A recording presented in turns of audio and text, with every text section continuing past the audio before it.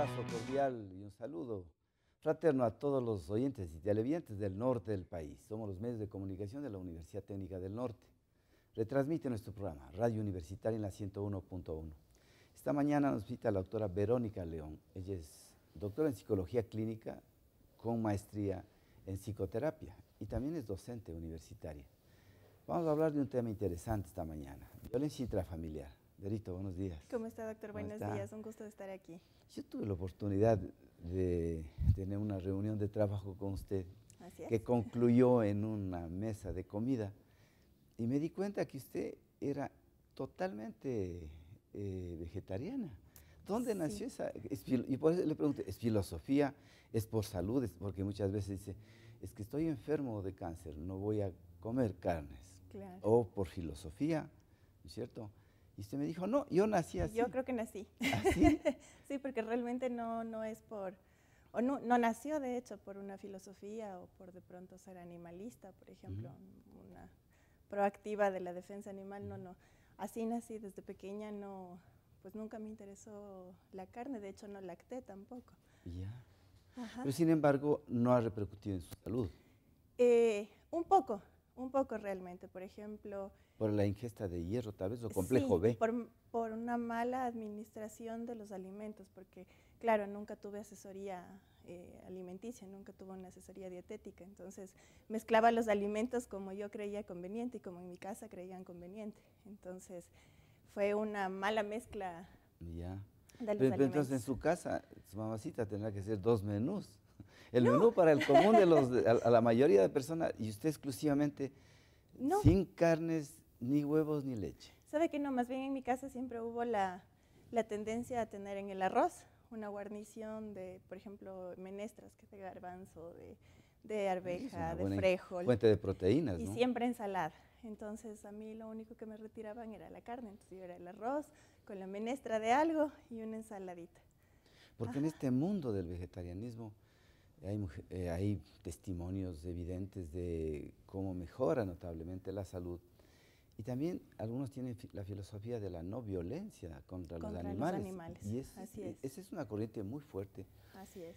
Los macrobióticos, porque en los vegetarianos hay más de 10 clasificaciones, pues es cierto que no comen carnes, pero sí toman leche. Así es. Que no comen carnes ni leche, pero comen huevos, ¿entiendes? Hay 10 de ese tipo, ¿no? Y hay pseudo vegetarianos como yo, que un día de vez en cuando, pero es que hemos tenido reuniones de trabajo, grados, y tenemos unos almuerzos espectaculares que voy a decir, ante un cuy no lo voy a decir, no me niego, no me resisto, ¿me entiendes? Digo, me lo como. Entonces, de todas maneras, los macrobióticos tratan de mejorar la salud, la calidad de vida exclusivamente con el consumo de granos y frutos secos. Así es. Y lo que es más, porque complementan, no toman medicamentos. Sí, o sea, bueno, de hecho eso sí es una práctica en mi casa, que la toma de medicamentos ya cuando es extremadamente necesario, por lo general, de hecho, en cualquier otro tipo de enfermedad que es común, por ejemplo, la gripe, no se toma medicamentos. Es que, bueno, está en lo correcto. Porque si comprendemos que una gripe es un proceso eminentemente viral, así es. Entonces se pone en juego mis defensas contra ese virus que generalmente en 72 horas. Yo tenía un médico viejo, profesor en la universidad, que nos decía, mire, la gripe con medicamentos o sin medicamentos se cura en 72 horas. Así es. Daba lo mismo. Lo único que un poco será es aliviar el malestar, pero no más. Sí. Así es. Pero, como le digo, Julito, no ha sido nunca el vegetarianismo por tema de influencia en mi casa. De hecho, en mi casa todos comen carne, excepto yo. Pero, en cambio, en su familia, sus padres le han sabido respetar, porque yo he visto hogares, que he sido invitado, soy amigos, donde hay niños, y yo conozco de una niña muy inteligente, y ella es adolescente, y ella nació como usted, rechazaba las carnes, no se sentía bien con las carnes. Y eso va en relación con los bioenergéticos, que inclusive ellos argumentan de que no tenemos ni siquiera la dentadura para ser carnívoros. Claro. Porque hasta para consumir carne se necesita tener una dentadura especial, como los animalitos carnívoros. Los caninos. Y ella nació así, que rechazaba la carne, no quería la carne, quería cualquier cosa, pero no la carne. Pero no, la mamá, pues no. ¿Y de dónde va a sacar el hierro? Y las vitaminas, Y la proteína. y las proteínas, Ajá. y el calcio, y todo nos enseñaron en el colegio. Acuérdese, leche, carne y huevos. Claro. Era la base de la dieta. Así es. Y estaban totalmente Sin equivocados. embargo, ahora ya sacaron la leche de la pirámide básica de los Sí, alimentos, por ejemplo. porque la leche está causando, bueno, Alergias. la leche para los terneros, decía Así un es. ministro de salud. Así La es. leche es para los terneros. Y la que más causa alergias justamente Es la leche. Así Así es. Y lo que más tapona las arterias por el colesterol son los productos lácteos. Así es. Ya. Pero bueno, vamos a entrar en nuestro tema después de que, bueno, que usted practique ese tipo de alimentación sana. Es una alimentación inteligente y sana. Y a veces contribuimos con la atmósfera a no consumir carne de res, porque vea usted, el mayor contaminante es el ganado vacuno. Sí, de hecho, sí, bueno, cortar árboles para hacer pastizales, para alimentar a los animales, bueno, también es una cosa que sucede mucho. Y lo que sí, en todo caso, es importante, yo aprendí eso por el tema de salud, es a manejar el tema de la alimentación con asesoría cuando uno se priva de ciertos alimentos que son también importantes. Y también las personas que tienen esta corriente y luchan por lo macrobiótico, por el vegetarianismo, es la no violencia con los animalitos que consideran nuestros hermanos. Así y en es. verdad son seres vivos, son nuestros hermanos. Sí. Entonces una violencia, yo he visto documentales como cuando le matan al animalito, a la res, en los camales, desencadenan un mecanismo de defensa y producen todas las hormonas del mundo, Claro, ante el estrés de la muerte, cortisol. y esa carne llena de cortisol, se envenena esa carne, ¿no es cierto? Así es. Entonces, igual con las avecitas. Entonces, es la no violencia. Así es, Ya. así es. Y entrando en el tema de violencia intrafamiliar, usted debe tener muchos pacientes en su consulta. ¿Cuál cree que son las causas de la violencia intrafamiliar? Y eso repercute directamente, como vamos a ver después, en el niño y en la niña. Así es, lamentablemente sí. Ecuador tristemente tiene una cultura de maltrato y muchas veces una cultura de maltrato que no se identifica. Por ejemplo, pues estamos nosotros quizás muy acostumbrados a oír en la familia, por ejemplo, el decirle los hermanos al hermano pequeño o los papás, es que eres tonto, es que no sirves, no haces nunca nada bien, por ejemplo, y aunque no lleguemos a la agresión física, eso ya es un maltrato verbal, un maltrato psicológico. Y es como que nosotros decimos, bueno, no me pegó, está bien, entonces soy tonto. Y es un tipo de maltrato que no se identifica, que no es muy fácil de asumir que realmente uno está cometiendo un acto maltratante, un acto violento contra alguien. Es casi que aceptado. Ahora, dentro de las causas, yo creo que son múltiples. Una también puede ser, por ejemplo, la influencia de cómo ha sido nuestra vida, si nos hemos acostumbrado y si nos hemos habituado a tendencias violentas.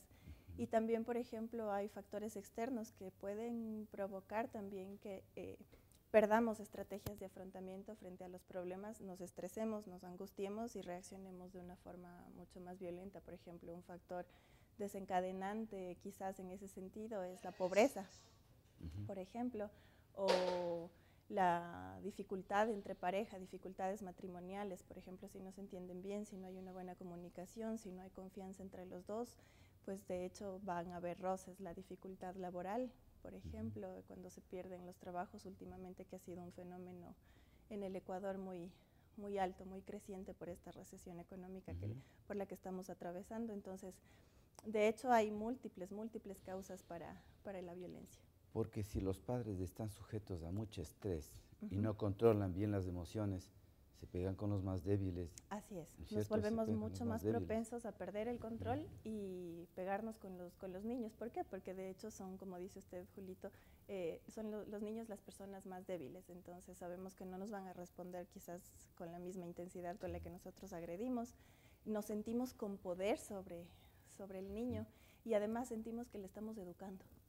Que es lo grave. Lo grave, es por tu bien. Así es, te pego porque te quiero. Exacto. Imagínense crecer con ese criterio. Exacto. Y eso se replica porque si yo fui educado fui educado en este maltrato, pensando que eso es beneficioso para mí, lamentablemente eso se replica. Si mi padre me maltrató, esta cadena sigue de maltrato Claro, hacia mis se hereda a hijos. la cuenta. De hecho, es una condición heredada, Porque me parecía, heredada por aprendizaje. claro, Exacto, pero, exacto. porque piensa que está bien. Claro, el análisis, por ejemplo, inclusive ahora que se lee en las redes sociales es, a mí me dieron un chancletazo, me dieron un correazo y soy una persona buena, soy una persona respetuosa, soy una persona amable, Hay que volver al chancletazo. exitosa, entonces hay que volver al chancletazo y esa no es la idea. El problema, porque usualmente se asume que con la nueva ley, con la difusión de los derechos del niño y del adolescente son intocables. Pero es que todo ser humano es intocable. No podemos transgredir el derecho de cada persona a vivir en paz, a vivir tranquilo sin que nadie le agreda. El problema es cuando los padres entienden en ese sentido que no hay que poner límites porque los niños se trauman. Claro. Que es distinto. Una cosa es no corregir a golpes y otra cosa es poner límites, totalmente diferente. El poner límites de hecho es sano y es necesario para el niño. Porque usted estará de acuerdo, vamos a hacer una pequeña pausa porque nos llega una pregunta. ¿Así? Dice, ¿cuál es la manera correcta de disciplinar a los hijos cuando cometen faltas? Dependiendo, creo yo, uno tiene que aprender a identificar quién es el hijo. No a todos nos funciona lo mismo, como todos los seres humanos. Entonces, yo creo siempre que el diálogo y el no ejercicio del poder abusivo contra los niños es el camino. Entonces, siempre hacerle saber al niño, primero, cuáles son las reglas de la casa. Si nosotros pretendemos que el niño adivine las reglas de la casa, pues estamos mal, ¿sí? El portarse bien es una cuestión muy amplia para el niño. Bueno, portarme bien, capaz de, qué sé yo, arreglar el cuarto, pero no necesariamente implica hacer los deberes.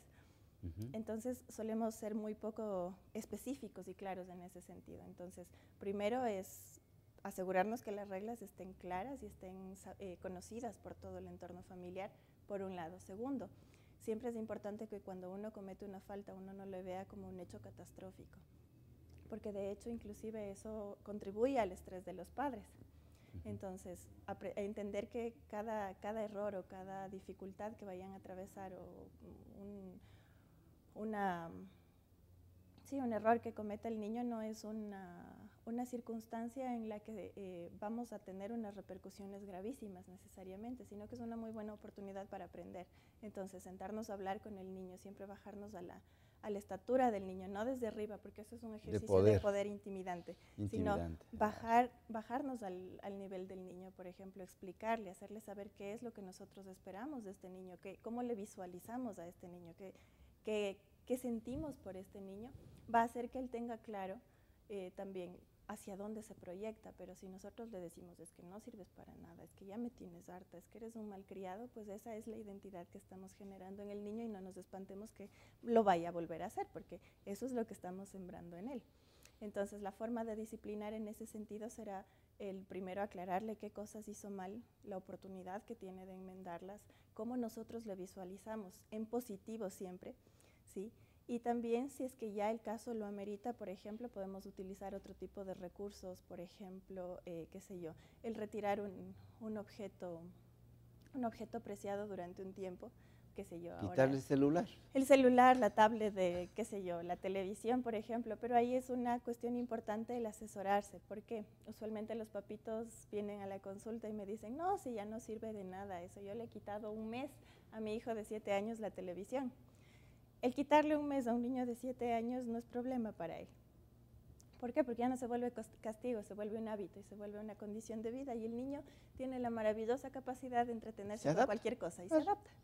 Entonces ya no se vuelve una forma de hacerle saber que se equivocó en algo y hay una consecuencia, ¿sí? Entonces, si uno le va a quitar el televisor por alguna situación que haya cometido mal el niño o haya incurrido mal el niño, pues tiene que ser de acuerdo a la edad que tiene y en tiempos cortos, máximo, una semana, máximo, claro. Y eso ya en casos extremos. Ahora lo correcto siempre será el identificar consecuencias lógicas a lo que sucede. Porque lo ideal, como usted acaba de decir, entre más temprano mejor, y que el adulto comprenda de que el niño es inteligente y él sí le va a entender cuando le explica qué es lo correcto y lo incorrecto. Así es. ¿Es cierto? Así es. Desde edades tempranas y sobre todo cumplir lo que el papá ofrece. Definitivamente. Tiene que cumplir. Tiene que haber palabra ahí. Tiene que recuperar el valor de la palabra. Así es. Es que mire, Berito, estamos en una época en que la Constitución establece que los niños y adolescentes tienen derechos. Hay un código de niñez y adolescencia, muy bien. Y hay escuelas en que ellos se recitan los derechos. Así Papá, es. verás que... Bueno, te denuncio. Ya, te denuncio. Exacto. Pero la inteligencia de los papás está en comprender esos derechos y también que vayan de la mano de responsabilidades. Así es, y de las ahí es cuando obligaciones. fallan los papás. Así es. Que vayan los derechos de la mano de las responsabilidades. Así es. Y un poco también entender que la niñez es diferente a la adultez. Porque tengo papitos que lastimosamente, y bueno, nadie nos enseña a ser papás, ¿no? Lastimosamente asumen que su niño es un adulto grande que debe entender la potencialidad de lo malo o lo bueno. Está equivocado. Y no es así, entonces esperan que el niño entienda el por qué es importante hacer deberes en lugar de irse a jugar. Y que lo hagan con buena cara. Entonces, por ejemplo, dentro de las solicitudes es que tiene que ayudarme a que él no me haga malas caras y que no se moleste y que más bien disfrute de hacer las tareas. No siempre va a ser así. De hecho, a nosotros como adultos también hay cosas que no nos gustan hacer, que no hacemos felices y contentos, pero que de hecho entendemos que hay que hacerlas porque son una parte de una responsabilidad. No siempre vamos a estar experimentando la felicidad y ese es un error que tenemos inclusive como seres humanos, el pretender que la felicidad sea un estado constante, en el que no suframos nunca ninguna desaveniencia, en el que nunca estemos tristes, en el que nunca estemos preocupados, porque no es real, esa es una expectativa que no es real y de hecho provoca hasta depresión muchas veces en las familias. Tienen la expectativa de que sus hijos serán niños perfectos, dentro de los estándares de perfección de sus papás, entonces niños que sean muy amables, que sean muy desenvueltos, que sean conversones, que sean buenos estudiantes, que sean ordenados, que sean atentos, que sean obedientes, que sean buenos hijos, que sean serviciales, que sean amables con todos. Entonces es una serie de requerimientos que son irreales porque todos los seres humanos vamos a tener un área débil en la que nos vamos a fortalecer, inclusive en carácter a lo largo de la vida y otras áreas que tenemos como fortaleza. Por eso es tan importante que los papás conozcan a sus hijos, inclusive para saber cómo poner disciplina en ellos. Claro, claro. Sí, ahora lastimosamente pues la mejor niñera es la televisión y el celular. Y niños tan pequeños como de 3 años ya están con una tablet en las manos. Claro. Entonces, sí, los medios de comunicación, la tecnología nos sirve muchísimo, pero hay que saber utilizar los padres de familia, estos medios de comunicación, saber escoger programas para ellos. Definitivamente. Pero pues es más fácil ahora con toda la carga de estrés que tenemos y las ocupaciones, pues a rato se vuelve mucho más fácil el ponerle al niño frente al computador o frente al televisor y que le eduque Discovery Channel, que le eduque Nickelodeon o Cartoon Network. Discovery Kids, por ejemplo. Entonces, claro, nosotros nunca vamos a tener la posibilidad de realmente incidir e influir en la vida de este niño. Entonces, uno no sabe si en el programa el niño cogió como modelo a seguir el protagonista, que usualmente es el que actúa de la mejor manera, o cogió de modelo a seguir la contraparte, el antagónico del protagonista. Y no hemos dirigido y no hemos ayudado en ese sentido. Entonces, claro, vamos a desesperarnos, vamos a angustiarnos y eso va a hacer, si tenemos expectativas totalmente irreales sobre quién es este niño, qué persona es y la edad que tiene además, porque a veces demandamos eso de niños de 5 años, de 6 años, de 7, que son muy chiquititos todavía como para ellos hacer un análisis del tipo, bueno, yo haré esto porque me conviene, porque es productivo para mi futuro, porque es lo adecuado, es lo correcto, es lo ético. No hay ese tipo de pensamiento, al menos a esa edad. Entonces, cuando eso pasa, cuando tenemos metas irreales sobre quiénes son nuestros hijos o expectativas irreales sobre nuestros hijos, de hecho, es mucho más probable que nos vayamos a frustrar, que nos sintamos defraudados por quién ha sido nuestro hijo y también nos sintamos defraudados con nosotros mismos, porque es inevitable llegar a la pregunta, ¿yo en qué fallé? ¿Qué hice mal? Y claro, se frustra uno con uno mismo, con el niño, y es mucho más fácil caer a la violencia. Empezamos a creer que el único recurso es el ejercer un poder abusivo frente al niño. Entonces le vamos a golpear, le vamos a jalonear, le vamos a insultar, le vamos a chantajear emocionalmente. El chantaje emocional aquí en Ecuador es altísimo. altísimo, altísimo. Desde hace mucho tiempo, creo yo, es algo que tenemos enraizado, por ejemplo. Porque si los papás ya recurren al castigo, a la violencia, se pusieron una etiqueta en la frente de incompetentes. Claro. Ya no pueden definitivamente controlar sus emociones y no pueden educar. Entonces, los papás no deben dejar nunca la responsabilidad de educar a un medio de comunicación, porque el mejor regalo que le puede dar el papá y la mamá es jugar con el bebé, jugar con el niño, jugar con el adolescente. O sea, compartir, ese es el mejor regalo que le puede dar el papá. Así es, definitivamente, porque además ahí conocemos quién es nuestro hijo, entonces sabremos hasta dónde le podemos presionar, cuál es el ritmo de aprendizaje de nuestro niño, qué tipo de sentimientos tiene, qué corazón tiene nuestro hijo, cómo llegamos a él, cómo aprendemos a comunicarnos con él. La mayoría de las quejas, por ejemplo, en consulta es que no hay cómo hablar, con él no hay cómo hablar. Claro. Es que es un mecanismo de quedarse en silencio, es un mecanismo de defensa. Así es. Y es una forma también de defenderse ante la agresión del papá, de la mamá, quedarse en silencio. Yo siempre cuento una anécdota que me pareció impresionante en consulta, que era una nena de 2 añitos y medio más o menos. Usualmente en consulta no tengo niños tan chiquitos, porque obviamente son muy pequeñitos. Y la mamá era desesperada porque decía que su niña era muy malcriada y que si a esa edad hacía eso, ella le asustaba mucho qué va a pasar con esta niña después. Y es que cada vez que la mamá intentaba reprenderle por algo que hizo mal la niña le hacía este gesto en la cara. Entonces la mamá entendía e interpretaba que a la niña, o la niña no le escuchaba, o la niña no le entendía, o se estaba burlando de ella cuando le hacía este gesto en la cara. Y mientras la mamá me estaba contando, porque además se puso la señora muy emocional, entonces empezó a sollozar y empezó a subir el tono de voz cuando contaba la experiencia con la nena empezó a hacer lo mismo en consulta, hacerle así. Y le sacó la mamá mientras me decía, mírele, así es, esto pasa en la casa, ya ve, yo estoy espantada, ¿qué va a hacer de ella? La nena sacó su celular de la cartera y se veía el dedito y le hacía así. Al celular se veía el dedito de nuevo y veía que funcionaba en el celular. Y le hacía lo mismo a la mamá. Entonces, así aquí funcionaba, así acá no funcionaba. Lo que la nena intentaba hacer era minimizarle a la mamá para que se calle. Entonces, qué buena estrategia. Claro, porque la nena estaba acostumbrada a la comunicación únicamente con el celular, con la pantalla táctil. Entonces le hacía así para ver si funciona y la nena no entendía por qué sus dedos en el celular funcionan y en la cara de su mamá no funcionan. Y le buscaba el botón de apagado tras la oreja. Entonces al celular le apagaba de la parte lateral y a la mamá le buscaba y le aplastaba y decía, ya ve, yo puedo estar hablando con ella y la niña no me hace caso, no me pone atención. Y lo que en realidad la nena era tratar de apagarle. Cuando le dimos la oportunidad a la nena, que era muy chiquita, inclusive de hablar y de decir qué es lo que pasa, ella decía, es que mi mamá no dice las cosas como Ángel. Que era lo que la nena quería, era que le diga tranquila, nada más. Doctora Verita, el tiempo concluyó, pero claro, hemos planificado con usted conversar algunos temas y vamos a estar aquí con nosotros en el programa. Es importante una psicóloga, psicóloga clínica y también con su maestría. Doctora Verita, usted tiene un consultorio frente a la Aquí, ¿no? Así es, en la Bolívar, frente al supermercado aquí, en la unidad médica Imbabura, en la oficina 201. Muchas gracias a ustedes. Feliz fin de semana. Este programa se reprisa luego el noticiero, 10:15 de la noche.